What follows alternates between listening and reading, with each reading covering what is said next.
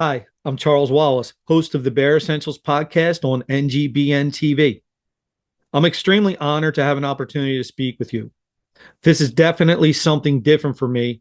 As with hosting a podcast, I'm usually the guy asking the questions and allowing my guests an opportunity to tell their stories. So now for me to sit here with an opportunity to speak to you all and tell a little bit of my own story, like I said, I am honored, but I would be lying to you if I said I wasn't a little bit frightened, a little bit nervous, but excited at the same time. I hope that in listening to my story, my hope is that some of it will resonate with you. I tell everyone I am an expert in nothing and a student of everything. So as you listen to my story, all I can hope is that part of it, maybe it will impact you in a positive way. So here goes. I guess this is what you call the good, the bad, and the ugly. And I want to start off with the ugly. As you can see in this picture, this is me at my physical worst. Standing only 5'5" and weighing 267 pounds, I was definitely at least 100 pounds overweight. I was clinically obese and I was on medications, including medication for my heart. Now, I show you this picture. I'm not proud of it, but it's part of who I was. And it is actually part of who I am. The man you see in this picture, I keep him close. And I still look at that man in the mirror because that's the man in the mirror who keeps me honest. That man, that 267-pound man, he's the man that keeps me from reverting back to being him. I need him. I need him more than ever. Back then, I didn't need him.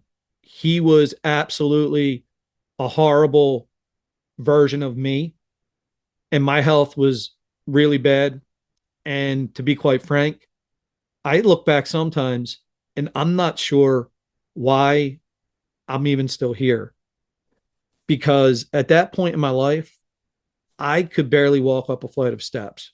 I could barely make it from my living room sofa to the refrigerator. And trust me, that was a trip that I wanted to make. I would make that trip often. And it was that trip that back and forth, obviously, it was that trip that got me into the condition I was in. I say this kind of funny, kind of not, but my children used to refer to me as the Cookie Monster. And it's true. I could polish off a bag of chocolate chip cookies and I wouldn't even think twice about it. Don't ask me why. I knew what I was doing in my mind. I knew it was wrong, that it was hurting me, and that it was really having a horrible impact on my health. But I didn't care at that point. And I think now, this was the ugly. I think that's the bad of it. I didn't care. And when I say to people that that part of my life was my rock bottom wasn't a place. Rock bottom was a state of mind. And it was a state of mind that was brought on by willingness and unwillingness. It was the willingness to do things that were self-destructive and not care. And it was the unwillingness to do hard things that would help improve my health. So there you have it. It was a double-edged sword and I was paying for it. And I'll tell you, I don't know how much time I actually had if I didn't change when I did. I want to talk a little bit about some of the things. People ask me, what was that one moment that made you finally change? I tell people all the time, I don't have one moment in particular. The catalyst for me was a combination of things. It was all those things that finally combined together to make up what I call my baggage of shame. It was that shame that I had to kind of pack away and take on this journey to improve my health.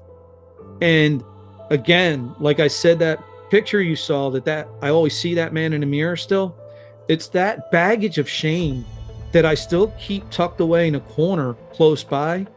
I don't unpack it. I need it there because my journey will never be over at this point. My journey will continue to move on and hopefully continue to become a better version of me. And ultimately, I keep that baggage of shame with me. I keep it packed and tucked away somewhere close by that I'm able to see it as a reminder of what's in there and that I need it so I can continue on this journey. And this journey is a journey that can't have a return trip, because if there's a return trip, that return trip is a trip to the grave, and I can't do it. So I'm going to unpack a little bit of that shame for you now, just to give you guys an idea of some of the things that I went through that, look, I'll be totally frank. Some of those things I'll say were very dark places for me mentally. And I talk about those openly now because my hope is that I want people to be able to vocalize those things and understand that there's a lot of us that have been through those things that, when I was going through it, I thought I'm the only man on this planet that's going through something like this. And honestly, obviously, I know now that's not true. I wasn't the only one who's ever experienced being overweight and not being able to lose weight, or not being willing to lose weight, or want to work to lose weight, But like I said, at the time, your mind takes you to some dark places. And, I'll tell this story that there was times, and this happened on multiple occasions. It got to the point where it would happen so frequently, I would kind of, before bed, I'd stand at the bottom of the steps, and I knew as I was about to go upstairs and climb into bed, I knew what the night had in store, and I knew it wasn't going to be fun. But I'll say this to you all too. As I looked up those steps, I would actually start to look around downstairs. I would take in everything, the pictures on the wall of my kids, my wife. And the reason I did that was, I'll be honest, I didn't know if I was going to be coming back down those steps in the morning. I didn't know if I was going to wake up. Anyway, I would come up the steps, go to the bedroom, and even at that point, a flight of steps going to the bedroom, I'm out of breath. Climb into bed. I lay there, darkness, and my mind is just racing. And that darkness and that quiet, I used to hate it. I used to hate it so much because it would just get my mind going. And all I could think about was all my regrets. I would think about why. Why have I done these things? Why have I allowed myself to get to this point in my life that I am basically not good for myself? I'm not good to my wife, not good to my kids. I am useless at this point. And you know what? I don't care. I don't care at all. I liked it. I enjoyed it. I liked being overweight. I liked being able to eat whatever I wanted to eat. I was too lazy to exercise. That was too hard of work to do. I didn't want to do it, so I didn't. But then I would lay there and I would regret the fact that I wouldn't do it. And I would ask myself why. And now my heart would start to race. I would feel these strange sensations, these fluttering. I would feel some pain. And there would come times where, I was tempted. Should I go to the hospital? I thought I was having a heart attack. Should I wake up my wife? Should I go to the hospital? And now this is when I say the good, the bad, the ugly. This is the bad. It was so bad that I was willing to just lay there and I would contemplate, what's the use? Maybe it's better. Maybe it's better if I don't wake up. Maybe that'll be better for everyone. Hell, I might be more valuable to my family, more valuable dead than alive. So you know what? Let's roll the dice. We'll see what happens. Finally, as I would start to fall asleep, I vividly can remember these nights as I would fall asleep and close my eyes, and as the sleep's overtaking me, my last thought would be, is this eternal sleep? Am I going to wake up? Here you go. I wake up. Now, as you listen to this, you probably think, well, that should have been enough to make you change, to make you start to do the things to change. No, it was opposite. I took it as a sign. That it was an opportunity for me to continue on with all my self-destructive behavior, to continue doing these things that literally were killing me slowly. Don't ask me why. I have no answer for it. I don't know why. I just know I would continue that cycle. I would continue to go through with it. And ultimately, this went on for a few months, honestly, a few months of these nights. And to this day, I don't know why I'm still here.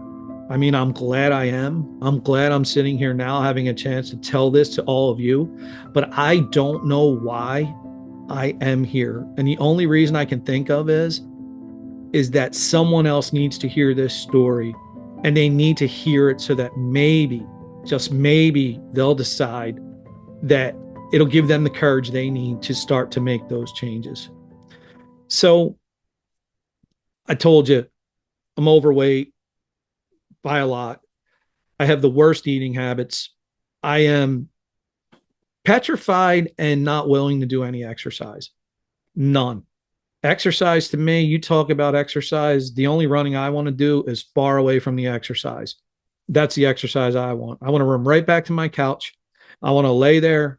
I want to watch Netflix, and I want to maybe do some exercise by making that trip back and forth to the refrigerator or to the cabinet to get myself some cookies. That's it. That's the exercise that I wanted at that point in my life.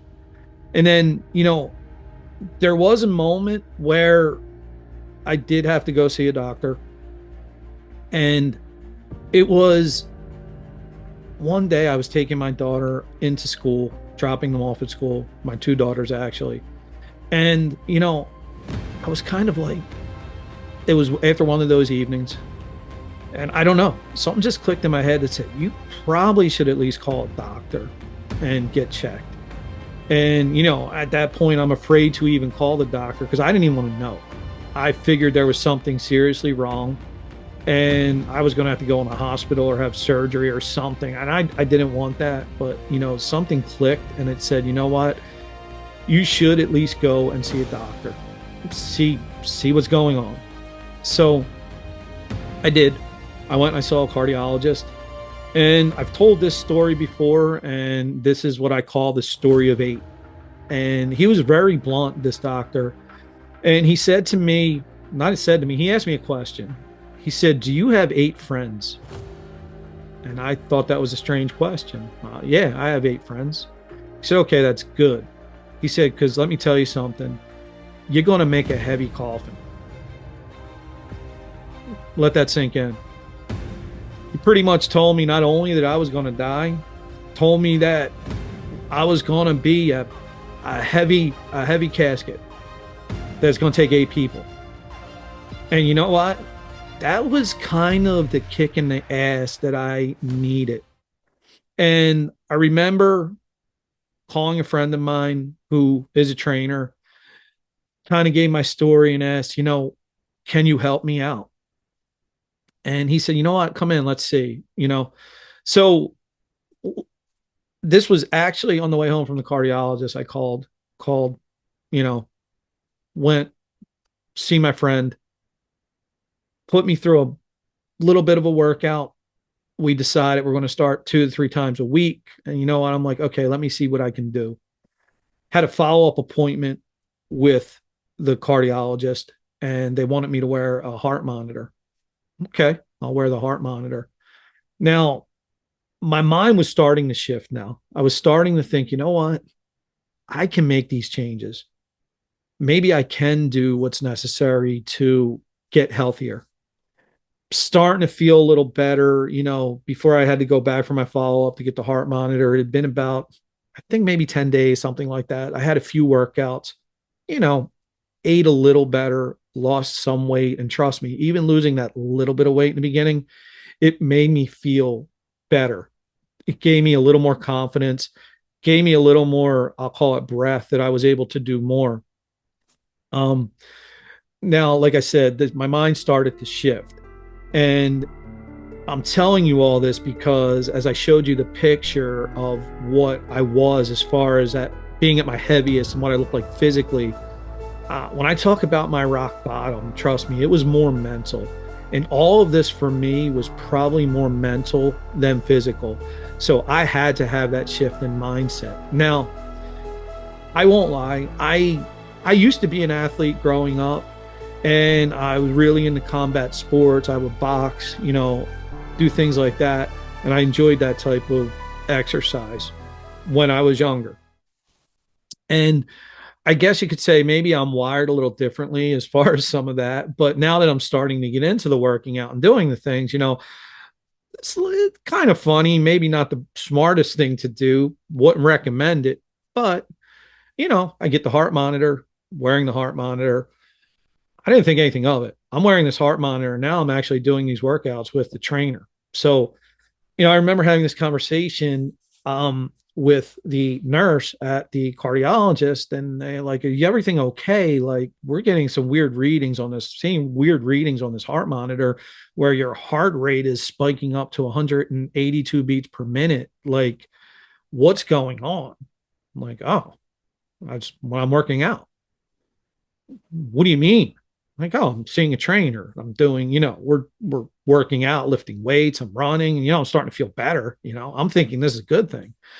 And, she kind of snickered and said, "Listen, like, good that you're working out, but, doctor, when he said about doing some things, exercise, working out, I don't think he meant that as you're wearing the heart monitor that you were going to jump into it like this. I think he meant like maybe some walking, maybe some light jogging as you start to lose some weight." Well, like I said, I went all in. And I will say this about me and my mindset.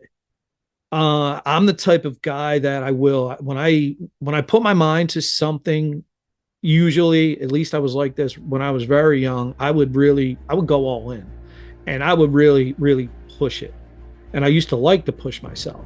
And as I started to, say, regain my health, doing some of these workouts, I started to regain that mindset, and I started to enjoy the feeling of pushing myself. And trust me, it was torture in the beginning. I mean, I look back now and I think that I was doing these really amazing hard workouts. I look back and I kid you not, it was like 3 sets of 10 seconds on of a movement with a minute off. And to me, it felt like, I had just run a marathon each time. But that was the start. That was where I started to do more.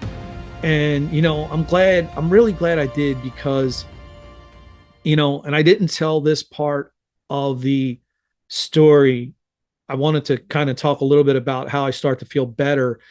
And, I'm really glad I did, because I was thinking the one time driving home from the gym, I was thinking about, we had just done a workout and I did some running and I felt good. And I'm like, I'm really lucky that I'm even here and that I'm doing the things I'm doing now, because this whole story could have had such a tragic ending, not just for me, but for my family. As my laziness wasn't just for working out and exercise and physical things. My family, we live in Philadelphia, and at the time, the neighborhood we lived in, it was bad. But for me, I'm still so lazy, so adverse to any kind of work or doing anything, moving and getting my family out to an area and a home that was safer. It was too much work. I didn't want to do it. I was lazy. I was a coward. I didn't want to do it. And, like I said, this could have had a tragic ending because, again, me being who I was, I love fast food. I love McDonald's.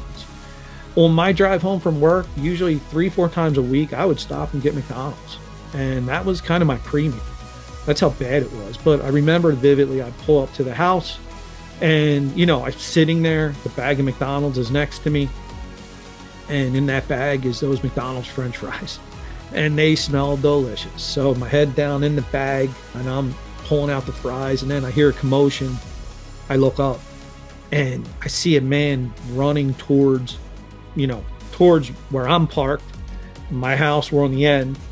My daughters are in the yard with, at the time, our two puppies. They were 2 little pug puppies. And my heart dropped because I look and this man is running towards us and he has a gun. And I see police behind him chasing him. And don't ask me how, but I did. My fat ass, I got out of that car as fast as I could. ran, hopped the fence, and was able to get the kids and the dogs into the house. And, as it happens, they tackle the man outside, they subdue him. Thankfully, nothing came of it. But I tell you this for two reasons. I tell you this to show that, yes, this could have been tragic. And, if I wasn't able to get to the yard, I did. I don't know how I did, but I was in the shape of a man who should have been able to get to that yard. I should have probably not even been in that spot because I should have did what I needed to do to make sure I could have had my family in a safer place. That's number one. I should have done that. But, even after all this happens, now the cops are taking the man back to the car. And my first thought goes to, shit, I still got the bag of McDonald's in the car. Let me go grab that. Go get the McDonald's, finish eating the McDonald's. I was a mess. I really was. And I say this to bear my heart and soul to you all, that I don't try to hide behind any of this. I look back to that person I was, and I was an absolute mess. And, honestly, I was a disgrace. And I'm not proud of it, but it's part of who I was, and it has helped mold me into who I am. And I sit before you now as I still have a lot of work to do, this man that sits before you, but I'm at least doing that work. And I am proud of where I am right now, and I'm proud of where I'm going. And that's my hope, is that hearing this, it helps you want to continue on your journey. And through this NGBN community, my hope is that we can journey and learn together. That is the amazing part of all of this. Especially for me, I know I'm not an expert in anything, and I love to learn. I'm inquisitive, and I can learn from each and every one of you as much as you may be able to learn from me. And this is why I started a podcast. I wanted to show people that an average guy like me, a guy who was extremely bad off as far as his health, his mindset, can do something positive with his life, and he can maybe help impact others. And that's why I love the podcast, is I get to bring people on, and through their stories, I get to hopefully inspire you all that you want to continue on your journeys. And that's the goal. And that's my whole goal in life at this point, is to help inspire others through the stories of my guests. And I hope I'm doing it. And I hope that some of what I've told you, like I said, it resonates. And I just want you all to know I'm in it. Like, I'm in it with you all. I still have such a long way to go. And for me, I don't think my journey's ever going to end. It can't. It has to be a continuation of me working to get better. And each day has to be a better version of who I was the day before. And does it always work out that way? No, not at all. I mean, there's days where I know that I end up being worse than I was the day before. And then the next day I might even be worse than that day. But the trick is not allowing it to spiral. And by changing your mindset and doing hard things, it makes it harder for things to spiral to a point that you can't regain your footing and continue your journey. And that's what I want to tell you all, is this journey, the work you put in, none of it's perfect. And you're going to stumble. We all do. Sometimes I stumble, I regain my balance, and I continue on. Other days I stumble, I fall flat on my ass, and I sit there for a little bit, shake my head, and wonder what the hell I'm going to do. That's just the facts. This is not perfect, and it's not easy. Now, for me, I do enjoy it not being easy anymore. I said to you all at one point that I would go to some dark places, and I talked to you about some of those nights, right? Those were the dark places. There were other dark places too, as I would think about, like, really, am I even worth it, right? Those places. And I'm going to say something to you all. For me now, those places, those dark places, I like to go back and visit those places. And the reason I do is because in those places resides my demons. And for all of us, our demons are there. But the thing you have to understand is there are demons. And those demons, we are the ones who allow them to get as big as they get and to have as much control over us as they have. But we can also choose to not allow them to control us. We can confront them. And that's what I like to do now. Sometimes I like to go back there and let them know I'm home and that it's my house and that I'm going to come back whenever I want. And there ain't a damn thing they can do about it. And I'll leave when I want. I'll stay in that dark place sometimes. Sometimes that dark place, it helps me get shit done. And you know what? I look now at those demons that I had before in my life that I allowed to control me. I laugh now because those demons, they were my own doing. Your demons, they're your own doing. You control them. Remember that. And you can change that. So don't be afraid of those places. Go there every now and then. Go there. Visit that place. Stay there for a bit. And you know what? You're going to start to feel the same way I do. And you're going to know that those demons don't control you anymore. They never really did. It was you allowing them to do it. So take back that control. Take back that control of your life and continue on your journey and look to have a positive outcome. Now, just to touch on a little bit for people, like I said, I'm not an expert, but for anyone who may be experiencing issues as far as their weight, like listen, here at NGBN, there's people more qualified, like a Ben Smith, a Chris Fontana, who deal more with that kind of stuff. For me, I like to tell people I really used a simple approach. It was just, I knew I had to eat healthier. I stuck to foods that were as close to being single source foods. I wanted my steak to be steak, my chicken to be chicken, my vegetables to be vegetables. And I ate within reason. I cut out sugars and snacks. And I looked to make sure I was consistent in my workouts. And by the way, get yourself a nighttime routine where you make sure your lights are out. You're not on your phone. You're not watching TV, and get that, 7 hours of sleep. That rest and recovery is so important. The other thing I would like to add is, for me, some yoga, some stretching, it all helped, and that's what helped me basically lose around 100 pounds. It was a combination of many, many things. And now for me to continue, it's all about setting goals. I continue to set goals that I'm pursuing. And some of these goals I may achieve, some I may not. But I'll leave you with this. Even the goals I don't achieve, I'm going to fail trying. I want to leave you all with this last thing. Failure is not your enemy. Failure isn't final. Failure is your teacher. Failure is your friend. Accept it, learn from it, and by all means, do not quit. Continue with your journey. I hope this helps. I hope that it resonates. And I'm definitely open. Please feel free. Message me, reach out to me. I enjoy interacting with all the people who listen to the podcast or follow me on LinkedIn. And like I said, I hope that this helps to have a positive impact. And I hope that when you look at this guy who will be 51 years old in a couple weeks, who has lost 100 pounds, has started a podcast, has had a chance to speak to many experts and many people who I've never have dreamed to speak with. I hope you look at that and you go, you know what? If a guy like that can do it, I can too. Because trust me, I am such an average guy.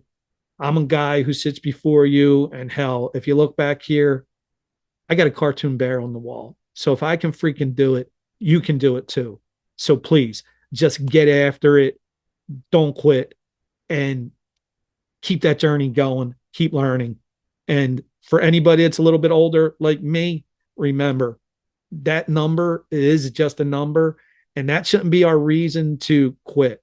It should be the reason to work harder. So please Like I said, my tagline, I believe in it. It's never hibernate on your goals. So please don't. I wanted to end by sharing this video with you all. As you can see in this video, this is me pulling a truck. And I don't share it to say, hey, look at me, I can pull a truck. I share it because of the symbolism. And for me, as I was pulling that truck, each little bit of that truck that I pulled towards me, that was me slowly pulling some of my life back. And I share it, like I said, to show you that the progress isn't always going to be quick. It's not always going to be easy. Sometimes it's going to be slow and it's going to be difficult. But each little bit of progress you make, like me pulling that truck, it's a little bit of getting your life back or you getting closer to your goals. So regardless of how fast or slow the progress is, how difficult it is, it's progress. Continue to make it and keep pushing forward. Thank you all so much.